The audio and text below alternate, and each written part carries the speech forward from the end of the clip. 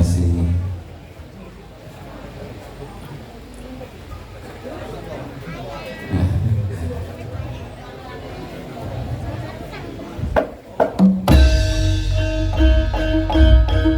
Winantu puja kasebut pamasraing wayang kulit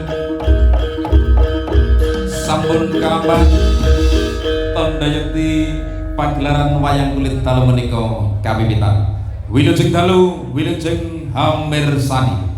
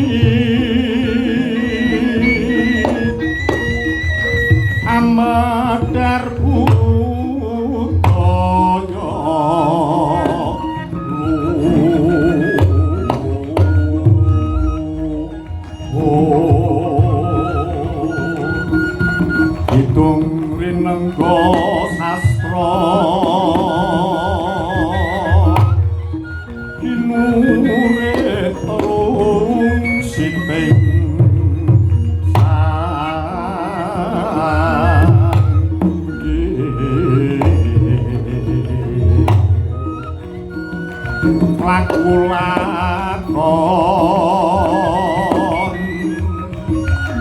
yuwana ayunis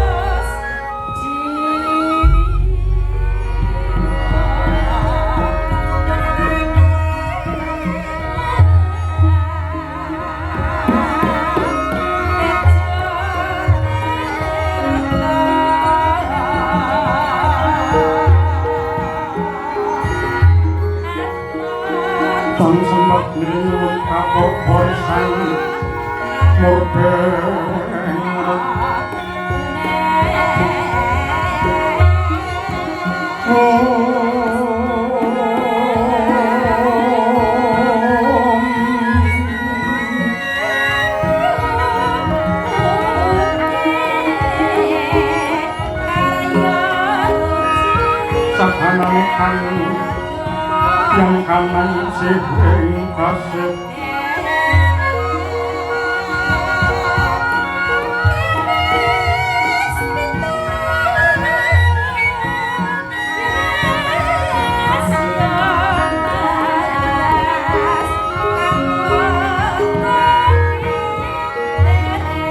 Mawatku sawatku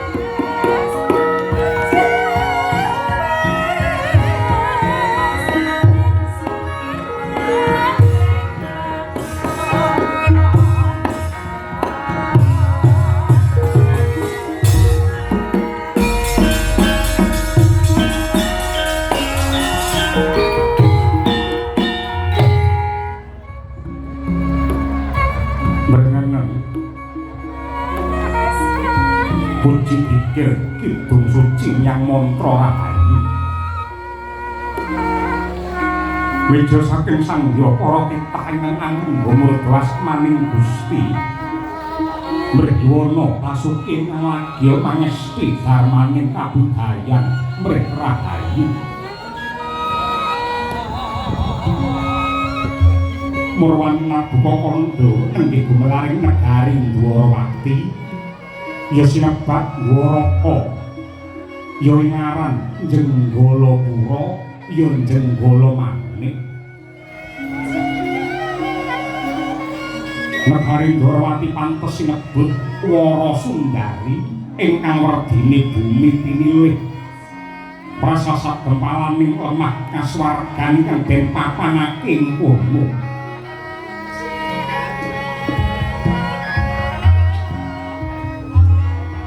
bumi subur pasiten mawur tetanduran ijo royo-royo kathah sumbering toya ingkang mahanani ureng sandang gugu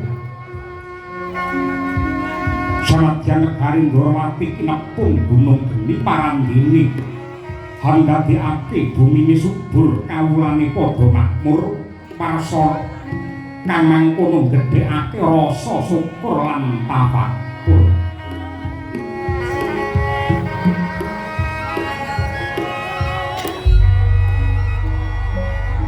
para putra lan para taruna weruh ing tata krama ngajeni marang ingkang warga awit wajuh ngenya hangesti mring dwija ingkang mapan wonten ing sana wiyata pranyata ledha ing kawruh maneka warna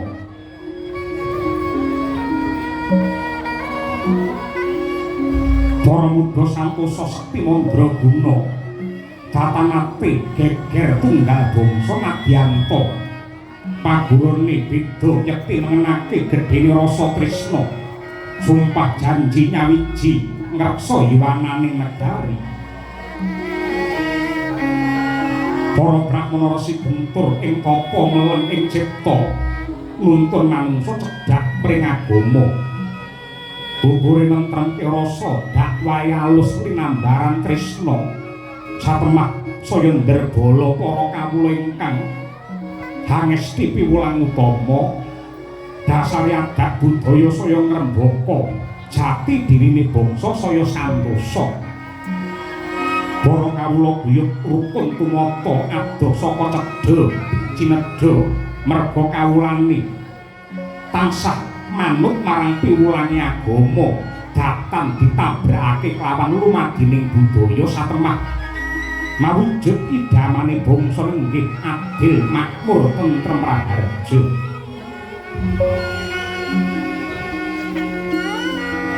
Dubengan cek dina merdika ing wulan Hasta para kawula saeka praya gotong royong nunggal sedya katingal ing desa-desa dadi reja awit rinengga umbul-umbul ing pinggiring marga dian kencar-kencar gumandul mawarna-warna tembok linabur awarni seta swasana saya wibawa awit kumlebete sang duwi warna.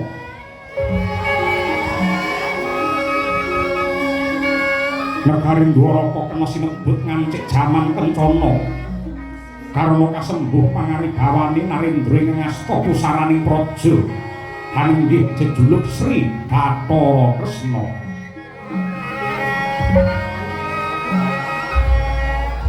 Ya sinebat Sang Kesawa Danardana Wisnumurti Padmanaba nalika muda kekasih Raden Narayana.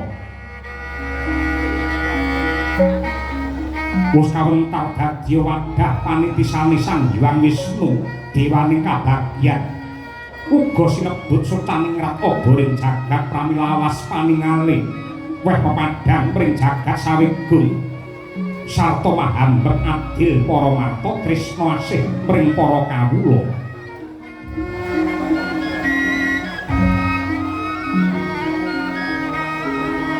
Nedhenge dinten pasewakan Sang Nata Keparengiyos ing stinggil dina Karata Lenggahing dampar benta ingkang pinanipit kencana. Kadhep para sentananing praja ingkang pinandhegan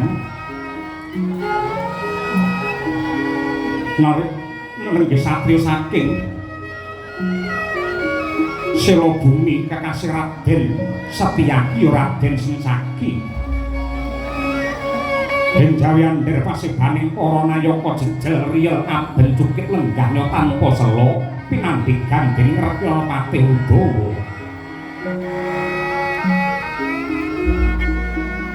Winingan payung agung hangendani Cinandra saking Mandrawa nganti kaya Himandra ingkang ngemuli Prayagung negari Dwarawati. Bocah dereng ngantos Sang Nata Kepareng medhar pangandika ibah kang marasiba. Direka lamun Sang Hyang Bathara Brahma ngijawantah nanging bareng den elingake cetha wigla tanpa warana Narendra Agung Mandura Prabu Baladewa ya Balarama. Mangkono Sri Kresna sigra gupuh-gupuh manembrama rawuh ingkang Raka Mandura giya ing acara lenggah.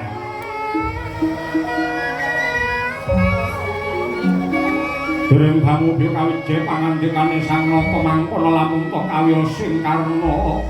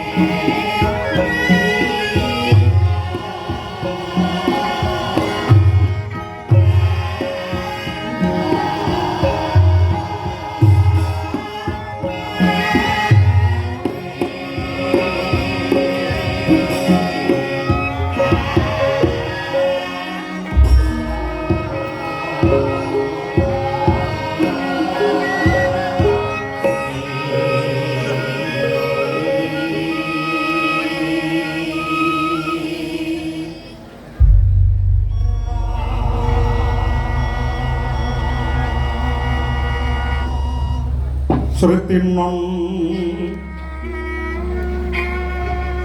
ping pasewakan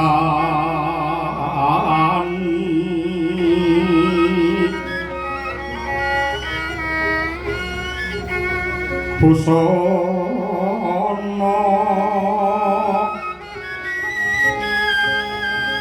maneka warna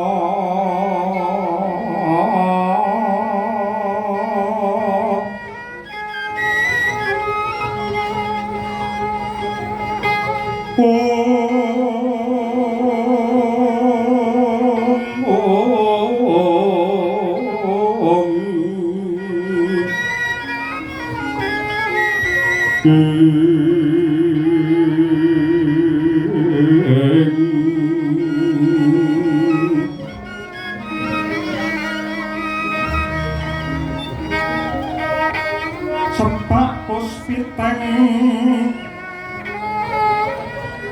yang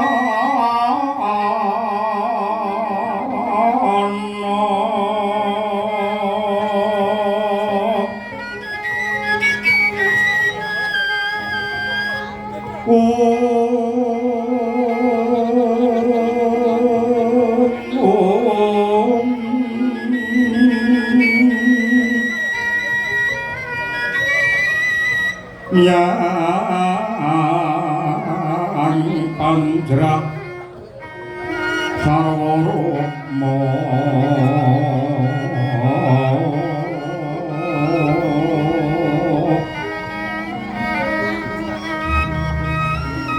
renggeng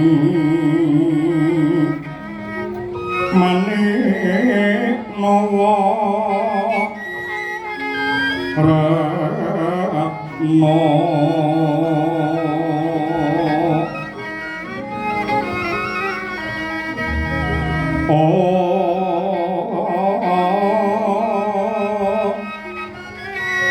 Bro Prabanyosu Mira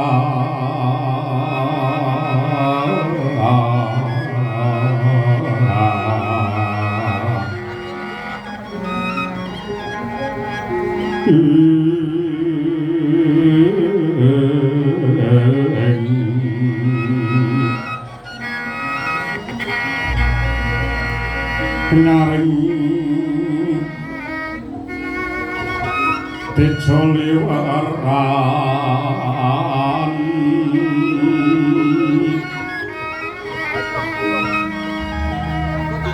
lir kilat sisiring kabeh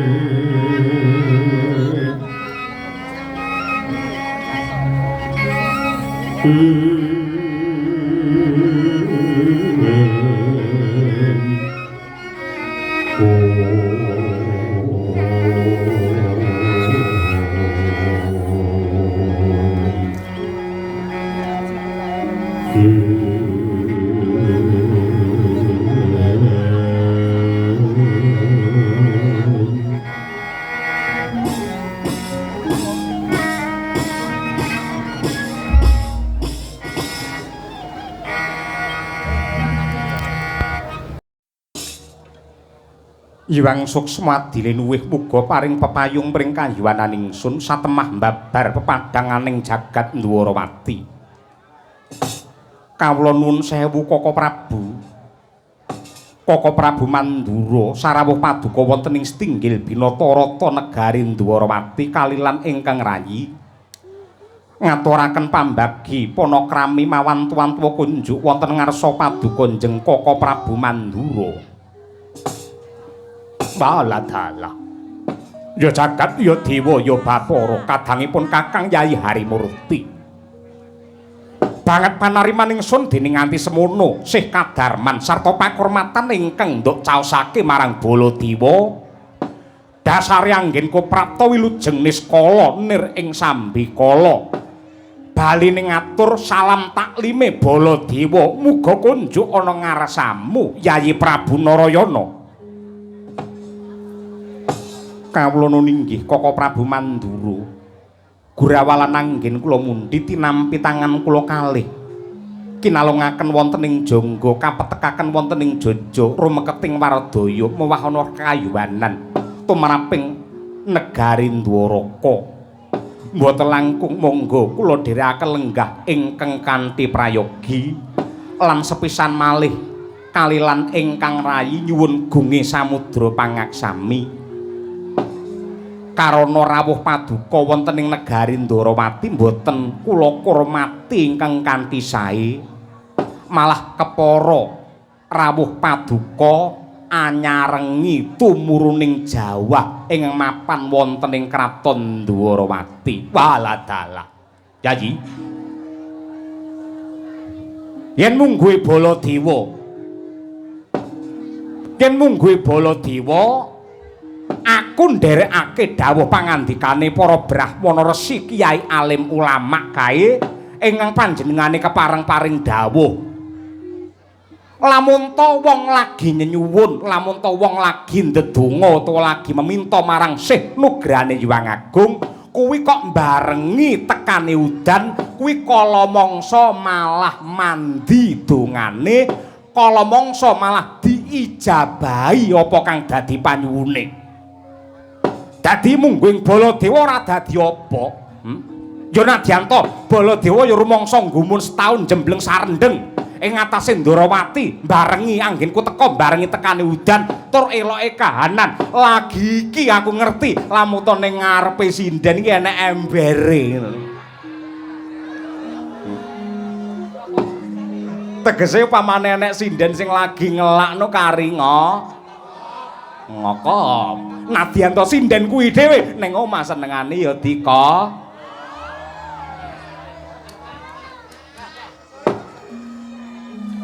udan kuwi mungguhe Baladewa ki nugraha ya udan kuwi dumadi saka banyu mangka banyu kuwi simbole penguripan muga-muga kanthi tumuruning udan ing jagat Ndarawati kene minangka tandha sih katresnaning Gusti ingkang Maha Nasa marang Yayi Prabu Kresna sak keluarga kabeh tumuruning udan dadi srana barokah tumrape Yayi Prabu sak keluarga sumrambahe barokahe tumrape kabeh para pamirsa ingkang kepareng rawuh wonten ngriki sedaya ngono lho ngono kuwi lho tur nadyanto wis pirang-pirang cara dibudidaya wis ngundang dongke sing nyisihke udan kenapa kok tetep mudhun udane merga kala mangsa manten lanang karo manten wedok ki le ndonga ora padha manten lanang njaluk diterangi sing wedok njaluk diudah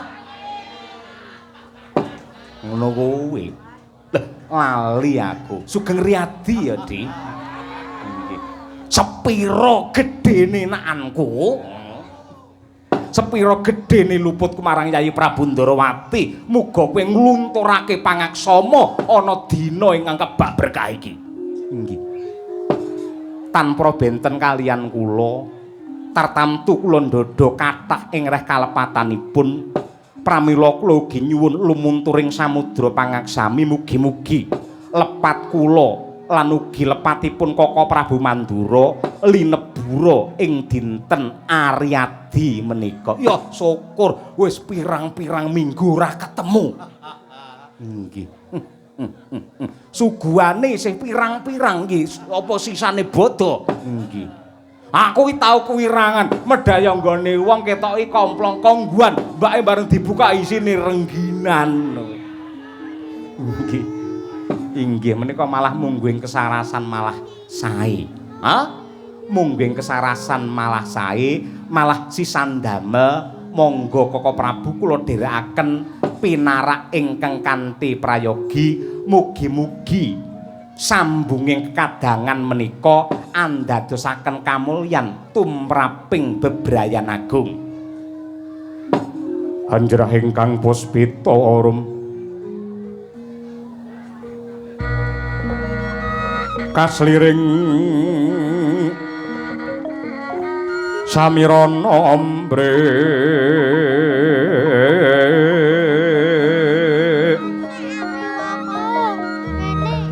iler-iler tandure usune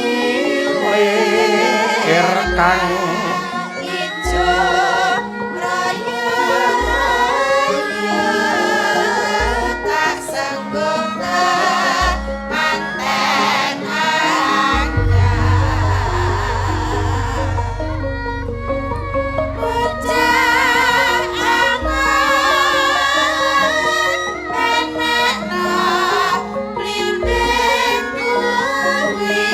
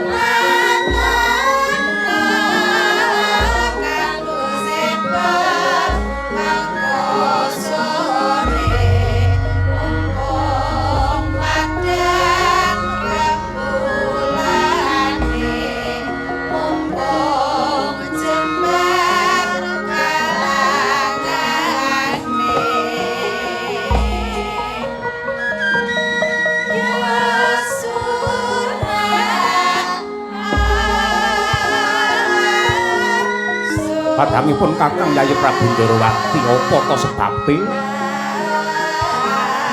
ripalungguhan iki pun Kakang Mandura keraya-raya kaya tak jangkau sepisan dadi supaya enggal prapta ning Ndorowati kejaba pun Kakang ngindahake dawuh pangandikane utusaning Gusti ingkang pungkasan sing surasane sok sapa menungsa sing gelem nyambung kekadangan nyambung paseduluran ing kono bakal dijembarke rejekine dipanjangke yuswane wis siji ewadene ingkang angka 2 Yayi Kresna wis cetha ngeglo tanpa warana lamun ta putra saka Rama Prabu Suwargi Rama Prabu Basudewa ripalungguhan iki wis ngenyam kawibawan kemul kamukten keceh bondo buktine apa pun Kakang Mandura sinengkakake ngaluhur nampa wujude kraton warisan saka Rama Prabu Basudewa satemah sinengkakake ngaluhur mongko dadi ratu ning negara Mandura tanpa beda kelawan Siadi Yayi Prabu Harimurti opor bebek cukup awake dhewek nalika Siadi dadi jagone dewa munah satru murka Narendra Dwaraka kawestri kene mbiyen ya kuwi Prabu Yudakala Kresna satemah Yayi Prabu jumeneng ratu ana ing negara Ndorowati kene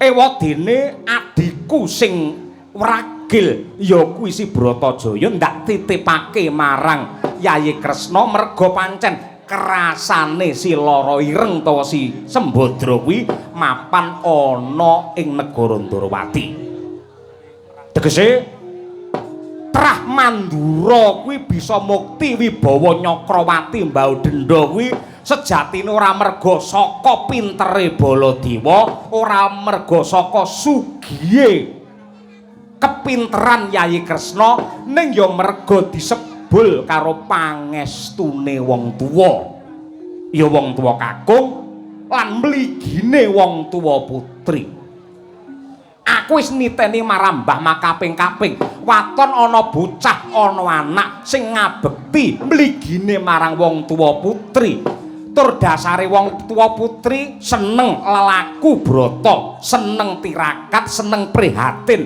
sing prihatin kuwi mau nggih nyebul marang kamulyane anak satemah bisa numusi anak mau uripe sarwa kepenak Yayi gandeng para luhur Mandura ripalungguhan iki wis seda mapan ana ing Astana Gadamadana mapan ana ing Astana Gadamadana ngendikane para resi para kiai kae wong ki yen wis mati sangune mung kari telu. Bab kadonyan kabeh pedhot, kejaba telung perkara, ya kuwi siji amal sing becik, angka loro ilmu ingkang piguna, dene ingkang angka telu ya kuwi dongane anak lanang sing tuwajuh ing panembah. Mongko Baladewa Yayi Kresna apa dene Yayi Bratajaya kuwi anak tumrape Rama Prabu Basudewa. Wis sakmestine tandha bektine anak marang wong tuwa sing wis seda. Ayo Yayi, ayo besok kapan Siadi ana wektu ingkang longgar, Siadi bakal ndak gandeng astamu ingkang tengen, bakal ndak kanthi sowan ana ing astana Gadamadana, kejaba resik ana ing pakuburan, bangun renggan ingkang mapan ning pakuburan sing luwih wigati ya kuwi nyambung rasa kelawan Gusti ingkang Maha Kuwasa, ingkang wigatine nyuwunake pangapura marang para luhur kang wis sumari ana ing kono. Muga-muga di ngapura dosa lan kaluputane, satemah tentrem ayem jenjem permanem, mulya wibawa mukti ana ing kasuwargan langgeng. Sok kapan ana wektu ingkang dang kowe tak kanthi ndonga ana ing astana Gadamadana. Siang Pantara Ratri Mong cipta pukulon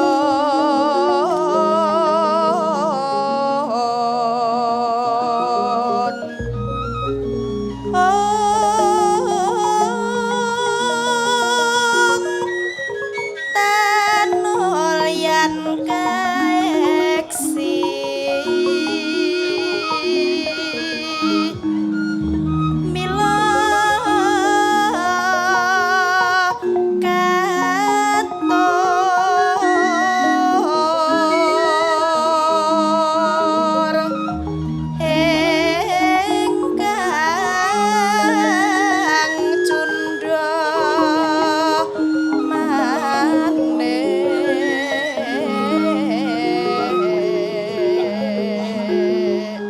prasasat rageng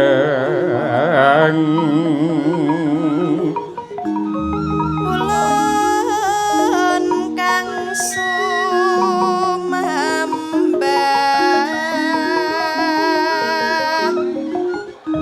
mungging padanta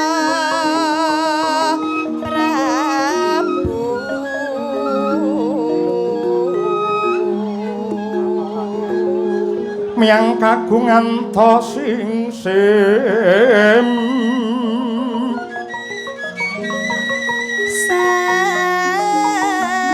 sasat sampun prapti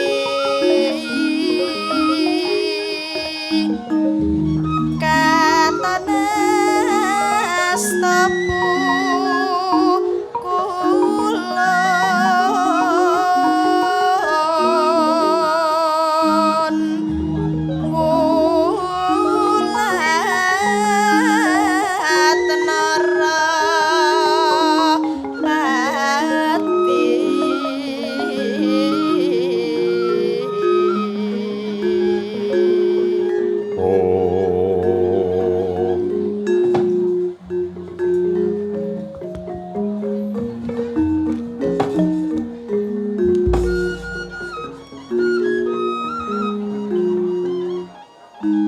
Rama dewaning sun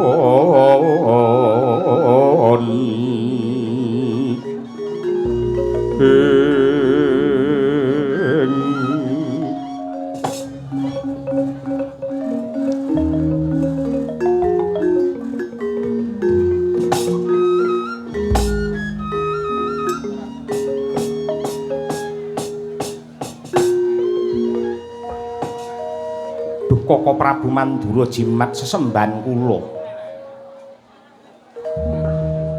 Tartamtu kemawon ingkang rayi Ndarawati sanget condong sarta rumajang menawi badhe kakanthi nderekaken dumateng paduka sowan wonten ing astana Gadamadana.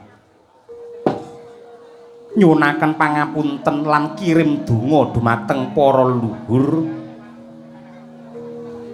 wiwit saking Kanjeng Rama Prabu Basudewa ingkang sumare wonten ing mriku minggah malih nenggih Eyang Wasukunti minggah malih Eyang Yadu Eyang Iswara Eyang Maruta Eyang Bojo Eyang Kunta Eyang Baklawa dening kang pungkasan Eyang Rama Wijaya. Lho.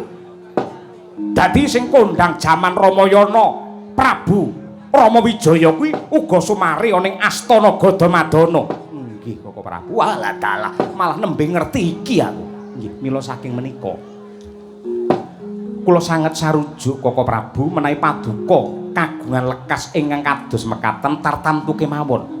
Kula ugi badhe anganti ingkang rayipun Bratajaya sowan wonten ing Astana Gadamadana. Ning ya kuwi sepisan siadi ndak kanthi resik ana ing papan pasarian Gadamadana angka 2 pamane ana wewangunan ana tembok ingkang gempalan rubuh ayo dibangun bebarengan. Lah sakwise kuwi bebarengan nyuwun marang purbane Hyang Agung lan sing ndak pundhut mung trah Mandura wae ingkang dililani mlebu ana ing Astana Gadamadana pamriye men ora ana sing ganggu gawe ora ana sing ngura-godha sakliyane trah Mandura ora kena mlebu ana ing Astana Gadamadana. Pramara reh manguswa myong hambrangeng kadi karunaning kaswase aneng marga memalakung risang kanta wastrat maja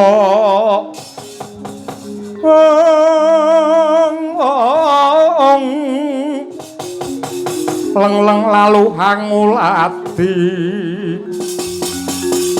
surya mangrang sang wayah kumyus hamara ayan kacarita eca ngenya imbawacana wong setinggil binata-rata negari Dwaraka kocap hebah kang samya marasiba minggahipun Resi Jembawan ingkang kawis tinggal Magita-gita.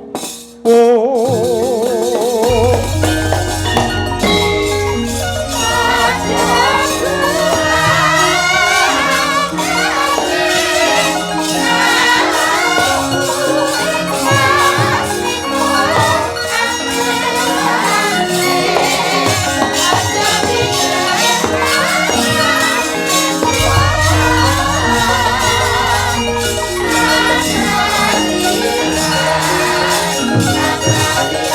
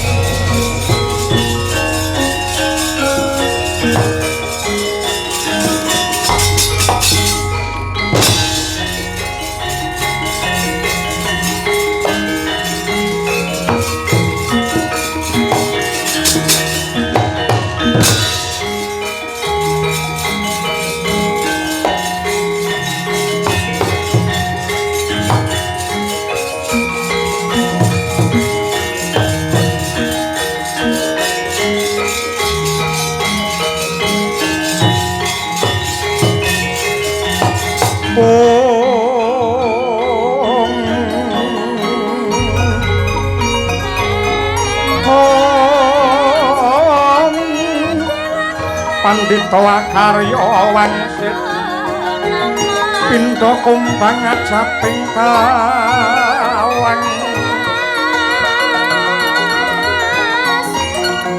susuh angin ngending gone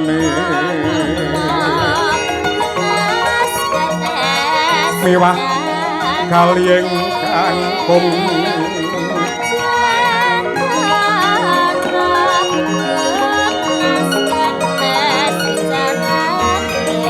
tapak ing kuntul ngalayang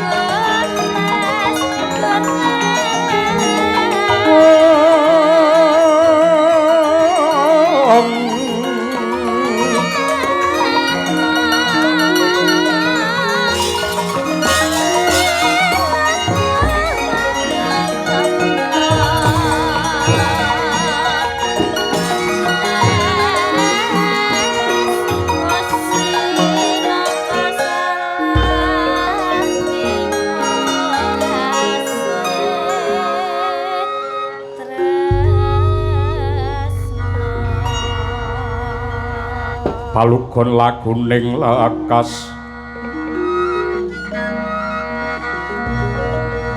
lokita linuding kidung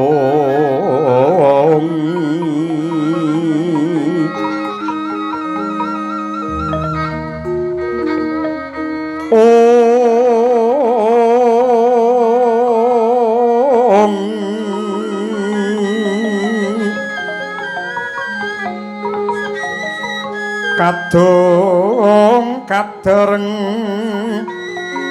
hamomor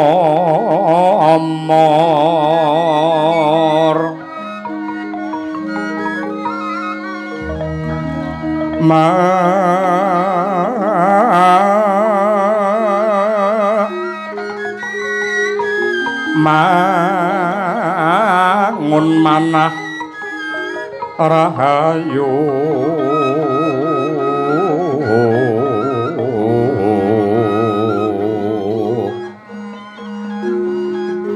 hayu ana tanagolong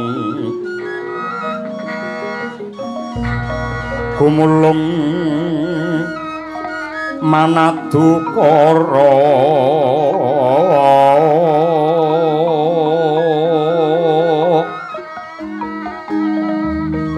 karnanira mangapus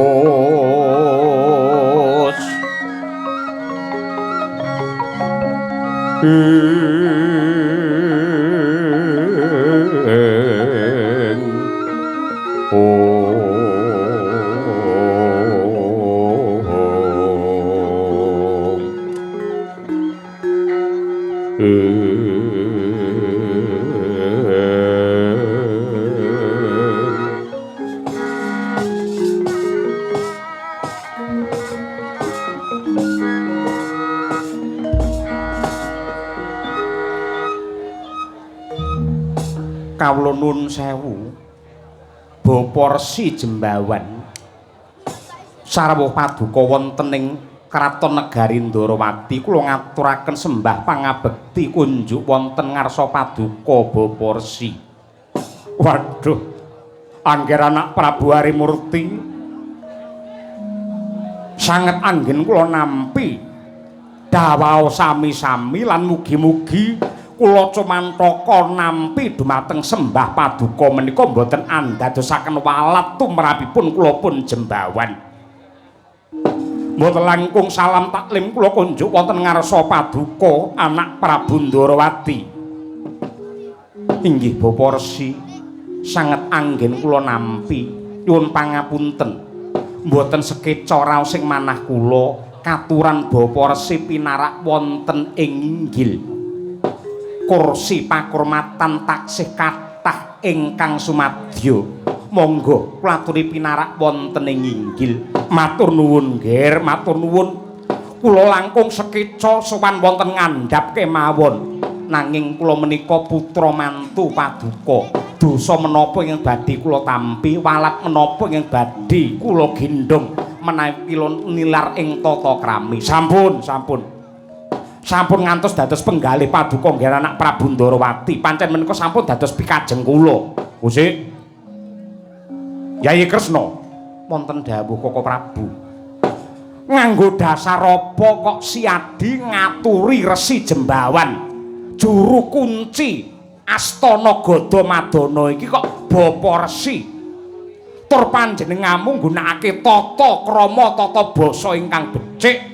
malah gelem ngabekti gelem nyembah karo Resi Jembawan mongko nuwun sewu wis setonge glo tanpa warana nadyanto pendhita Jembawan iki wujute wanara iki wujute kethek lah kok Siadi bekti marang Jembawan iki karepmu piye Koko Prabu menapa paduka sampun supe paduka sampun kalipyan bilih Resi Jembawan menika mara sepuh kula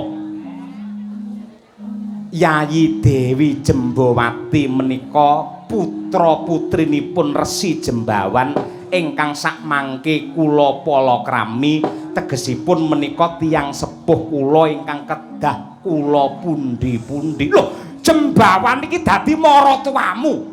Nggih, elah dalah. Ing atase panjenengane Ratu Gong Binetara, oboring jagat secaning rat, mongko titising Bathara Wisnu, kok maratuwane mung kethek. Inggih, nanging menika pancen dados kudrating pangeran lan kula tetep ngaji-aji dumateng Bapa Resi. Oh, ngono.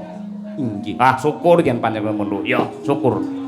Sinuwun Prabu Baladewa bekti kula kunjuk sinuwun. Iya, Resi Jembawan ndak tampa gawe renaning driya ora liwat diprayogakne anggonmu pinarak. Nun inggih, sinuwun Mandura pangraos boten kirang sekeca anggen kula sowan. Nyuwun pangapunten Bapa Resi. Kalilan kula Nilaganda, kalilan kula cumadong dawuh. Yen pancen wonten bab wigati ingkang badhe kadhawuhaken kok mboten nimbali kemawon dumateng ingkang putra. Kula mangke ingkang sowan wonten ing Gadamadana kok ngantos keraya-raya paduka rawuh wonten mriki menika wonten wigatos menapa? Lenglenging driya mangu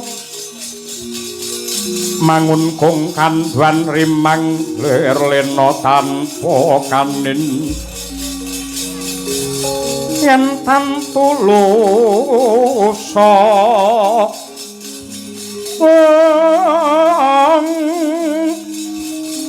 mengko sang byah utama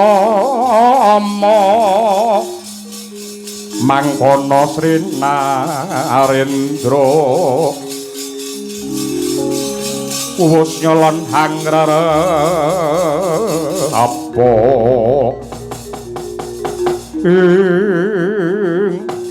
aduh anak Prabu sewu lepat tat nyuwun tadah wadon nyuwun gongi samudra pangaksami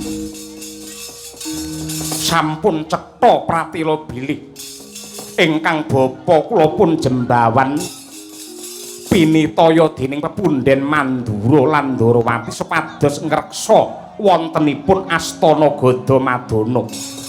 Kula kadhapuk dados juru kunci wonten ing Gadamadana.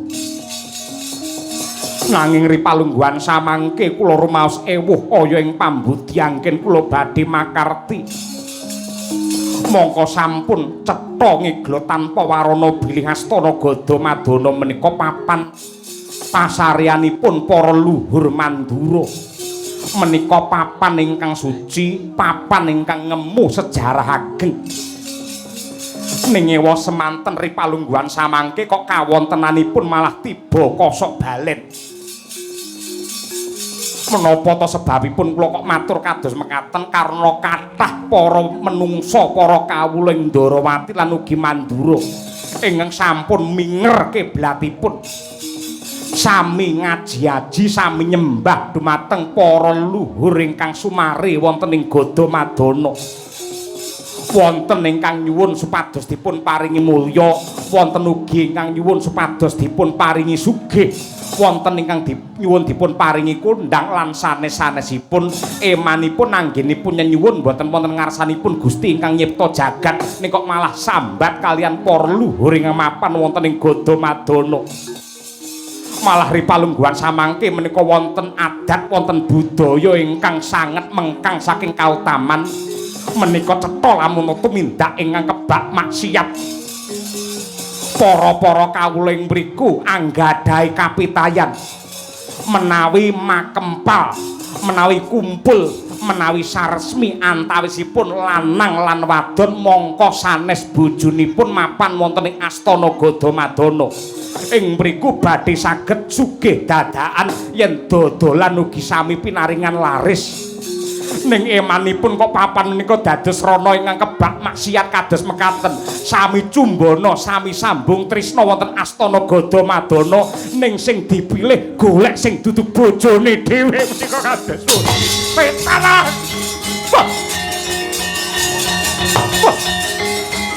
Prayoli pinantang.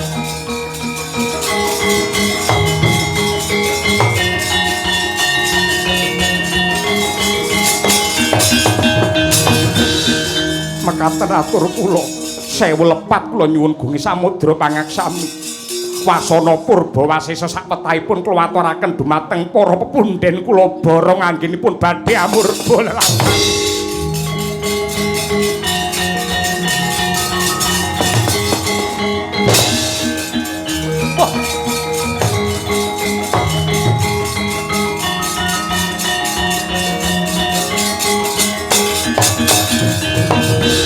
Romontap lera kenetap Dukayayah sinipi dodo bang mawing wengis Netra kocak ngondarantir Hidep nyomangolo cokro Praupan brabak branang Parut praupan brabak branang Boyo kembang Wurawari yen kasumeta marang seketeng murub dahanane. Wah, prayoli binantang iblis lanat setan membo menungso babar pisan aku randuga mono nembe wae pun kakang lawan Siadi kepengin bakal ngagungake ngluhurake para pundhen ingkang sumari ana ing Astana Gada Madana. Ning abang sing dadi kupingku krungu ature Resi Jembawan lamun to papan kuwi kanggo srana maksiat, kanggo srana cangkrama utawa lumadine asmara ing antarane priya lan wanita mongko sing digoleki malah dudu bojone dhewe. Aku ora trima dumap lakon iki. Aku tak njaluk pamit tak jangkae tak ora arike wong sing murang tuturing Astana Gada Madana ya.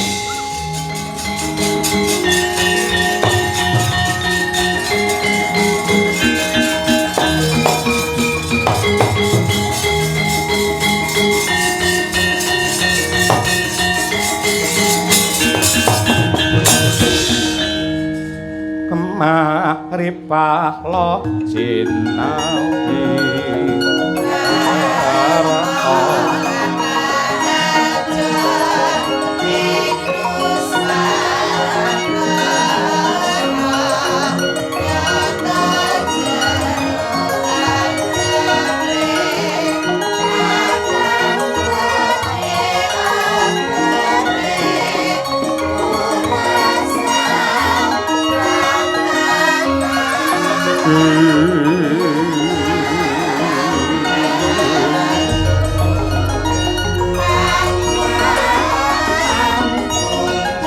Kala narpa Kresna kang tulus hanyakroring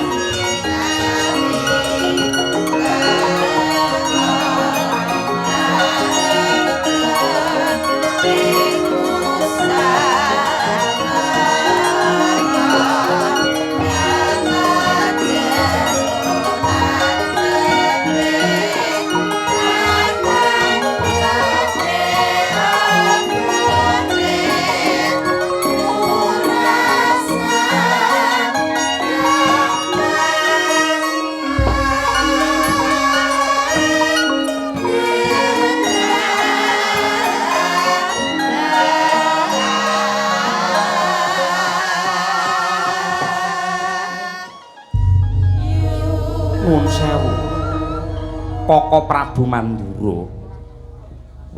Nyuwun pangapunten. Para ulama sampun paring dawuh bilih tiyang ingkang tansah nengenaken raos sabar menika kinasih dening Hyang Agung. Nanging ora trima rasaning atiku, mangke rumiyin nuwun sewu. Lan menapa ta sebabipun manungsa ingkang sae menika kedah sabar karana menika kangge ngukur kapitayanipun makhluk dumateng jidaring kodrat,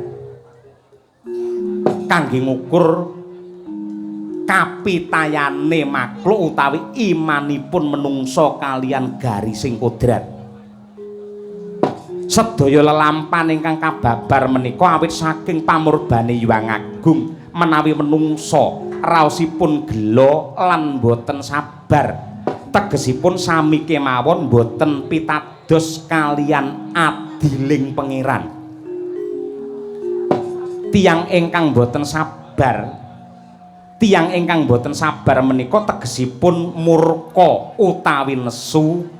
Tiyang nesu menika anjalari owahing akal lan pamikir pramila menawi tiyang nembe duka ingkang sae namung mendel lan kendel karana menapa kemawon ingkang dipun putusaken tiyang ingkang nembe nesu menika kathah lepatipun tan wurunga badhe gedun keduwung ing tembe wingkingipun. Kejawi saking menika Koko Prabu, tiyang ingkang asring duka menika ugi dados sumber-sumbering sesakit. Ludira utawi getihipun dados kenthel utawi boten encer, miline getih menika boten lancar, mila lajeng dados sakit mapan wonten ing dada karana kedeting jantung boten irama lan boten tumata, satemah saged dados sesakit ingkang anyerang wonten ing jantung. Kentelipun getih satemah getih boten saged mili minggah wonten ing otak, dadosipun penyakit yen cara sakmenika naminipun penyakit stroke. Nadyanto mboten remen ngrokok, nuwun sewu. Nadyanto mboten doyan ngrokok, ning menawi tiyang kala wau kerep nesu menika anjalari nuwun sewu peradangan saluran angin sakjroning badan, napasipun mboten tumata, satemah dados penyakit paru-paru. Nadyanto tiyang kala wau mboten ngrokok ning kerep nesu. Mila nadyan kathah-kathahipun tiyang ngrokok niku larane paru-paru, ning sing ora ngrokok larane malah rupa-rupa. Iya. Elane. Nyat langening kalang banak lar pantamuncar. Tinon lir kekonang surem suara tetan padang kasor lan pajaring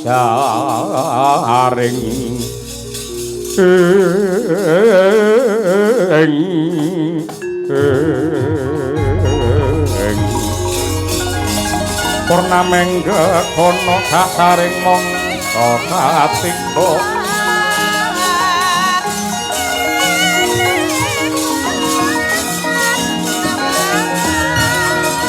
mo ana wong ring ugongan kala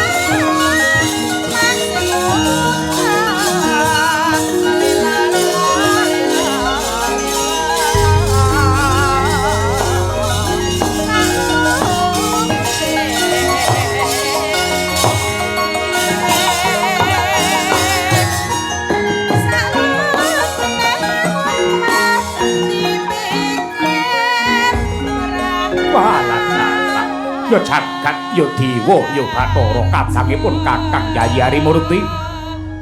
Tujune kok kowe ngelikake marang Baladewa yen ora wis tak ora arek menungso keparat ing mapan ning Astana Gadamadana. Inggih. Mila kula suwun tetep sabar. Banjur samengko nuwun sewu jumbuh kalian dawuh paduka. Kula tetep badhe nderekaken paduka Koko Prabu Mandura anganti Yayi Bratajaya dinten samangke bidhal wonten ing Astana Gadamadana. Mangke perkawis para kawula ingkang milar saking kautaman nabrak saking wewaraing agami mangke kula ingkang ngemutaken Koko Prabu katuran jenak pinarak kemawon ingkang wigatos mangke saksampunipun prapta wonten ing Astana Gadamadana nyuwun pengasih Hyang Agung mugi tansah anjangkung dumateng keluarga ageng Mandura. Walah yen pancen kaya mangkono Yayi Prabu Harimurti banget aku saruja apa kang dadi iga pratikelmu ora liwat aku bakal ngestokake dawuh. Langkung rumiyin monggo kula dherekaken manjing wonten ing nggarep pamujan meminta marang Sih nugrane Hyang Agung. Yo nadyanto wong ibadah ki becik wong manembah ki apik ning menungsa duwe tata cara dhewe-dhewe. Monggo si Adi kondur ngedaton meminta marang Sih nugrane Hyang Agung mapan ana ing sanggar pamujan mengko manut kapitayanku aku uga meminta marang Sih nugrane Hyang Agung. Sewang-sewangan mekaten Koko Prabu. Yo nun inggih mboten langkung sendika ngestokaken dawuh. Dimas Setyaki kawula nuwun wonten timbalan ingkang dawuh Koko Prabu. Kaya wis ora ana dawuh maneh bubarna kang padha gantung sebo ndak pepuji warga Ndarawati tansah dana rasa marang wong sak donya.